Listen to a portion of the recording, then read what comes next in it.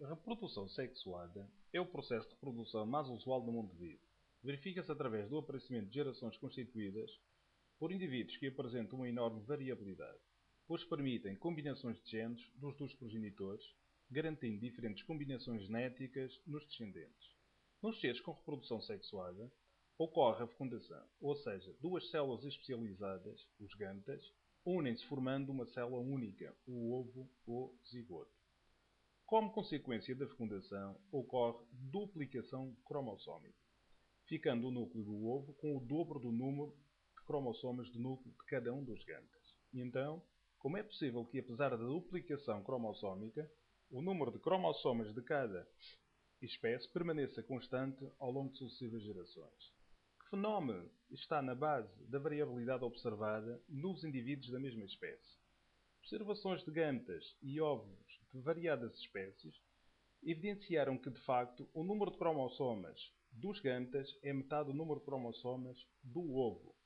As células cujos núcleos possuem pares de cromossomas homólogos, isto é, cromossomas com a mesma forma, estrutura idêntica e portadores de genes correspondentes, designa-se por células diploides. Quando o núcleo de uma célula diploide ocorre meiose, o núcleo experimenta duas divisões sucessivas, formando quatro células, cujo número de cromossomas é metade do número da célula inicial, e designam-se por células haploides. Na meiose, implica, pois, a passagem de diploidia a haploidia. Este processo de divisão é sempre precedido por uma interfase, idêntica à que antecede a mitose, e durante a qual, no período S, se verifica também a replicação do DNA.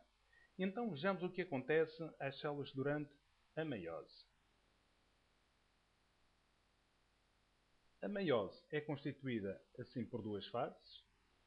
A primeira divisão da meiose corresponde à divisão do número de cromossomos. Vejamos então uma das fases desta divisão, que é a prófase 1. Portanto, os cromossomas, ao longo deste período bastante longo da divisão, portanto, tornam-se visíveis. Portanto, a esterilização é completa. Depois, verificamos que ocorre o chamado emparelhamento dos homólogos, cromómero a cromómero. Depois, verificamos que cada um desses homólogos apresenta dois cromatídeos. Como estão os pares e apresentam dois cromatídeos, designamos de tétrada cromatídica. Nesta fase poderá ocorrer o chamado sobrecruzamento com possibilidade de crossing over, portanto, permuta cromatídica. Vejamos então o que acontece se ocorrer esta permuta cromatídica. Temos aqui um exemplo. Nós temos aqui um par de homólogos. Identificamos cada um dos cromatídeos. Cromatídeo 1, 2, 3 e 4, para melhor exemplificarmos o exercício. Suponhamos que ocorrerá troca cromatídica entre o primeiro cromatídeo e o terceiro, nesta região dos cromossomas, e uma outra troca cromatídica para além do centrómero nesta região, entre o segundo e o terceiro. Ora bem, de acordo com esta permuta, o resultado será o seguinte. Vejamos então.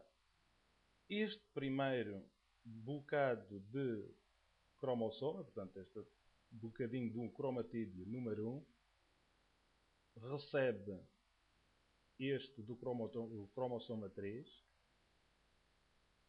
e depois mais este bocadinho. Portanto, vai corresponder aqui a este cromossoma que aqui está assinalado.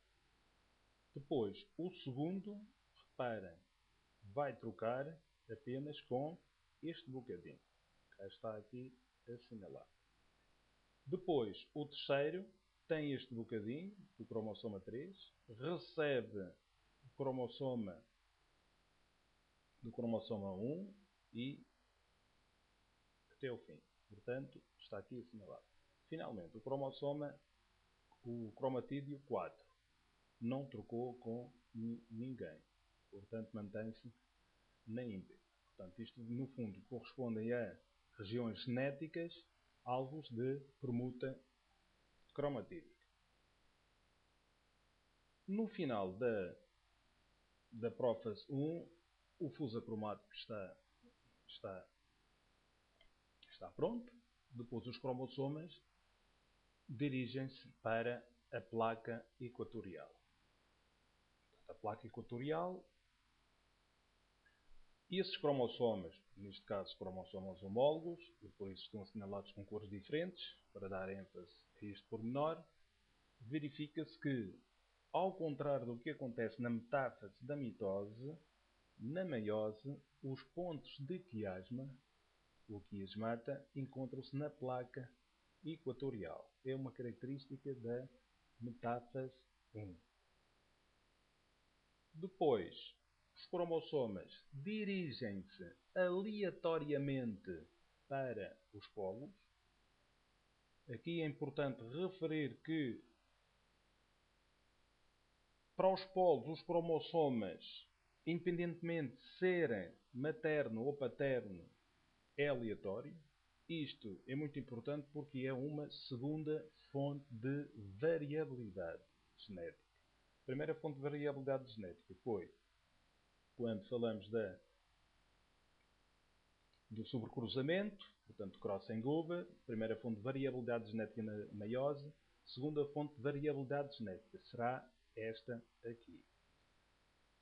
Outra consequência que poderá ocorrer aqui na anáfase 1 será, se por acaso um par de homólogos é transmitido em bloco para um dos polos da célula, evidentemente que o outro polo vai ficar com menos um cromossoma. Isto, mais tarde, poderá trazer consequências a nível do organismo vivo. Depois segue-se a telófase 1. Portanto, a telófase 1 é apenas reorganizar os núcleos e a célula apresenta-se com 2 núcleos. Mas, uma vez que se trata de meiose, é preciso reduzir o número de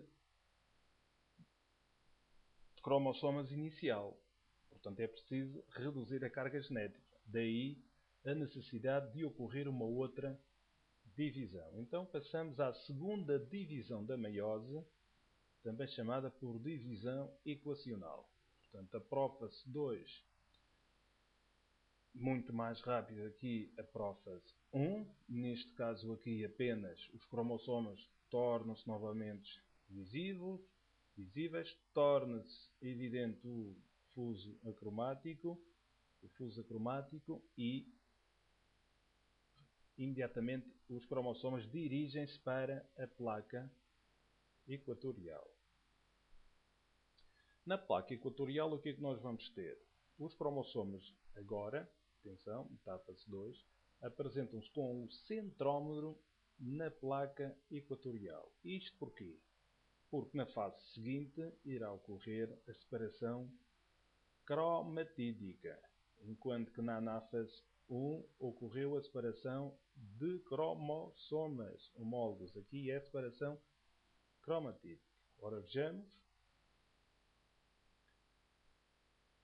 Cá está. Portanto, neste caso, nós temos cada núcleo apresenta os respectivos cromatídeos, só que corresponde a um cromossoma.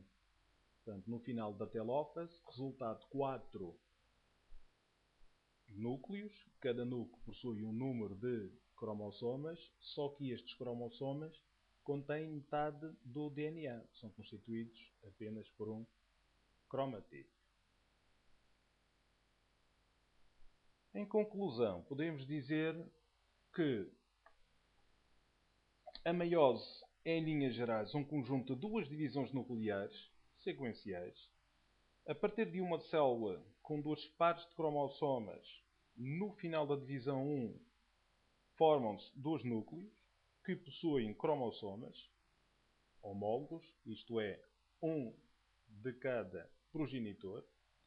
No final da divisão 2, cada um dos 4 núcleos mantém esses cromossomas, mas agora constituídos apenas por um cromatídeo.